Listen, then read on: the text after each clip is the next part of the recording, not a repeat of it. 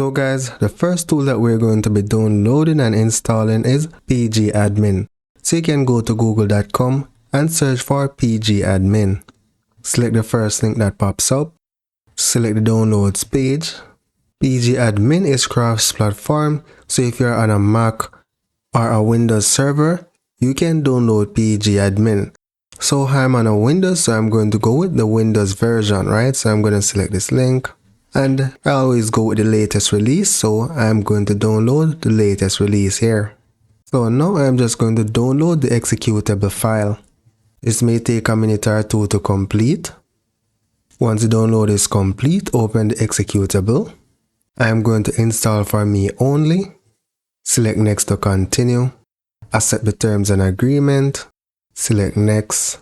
You can change your installation directory. The default is fine. Select next. Select start menu folder. Keep the default, select next. And then select install. The installation will take a minute or two to complete.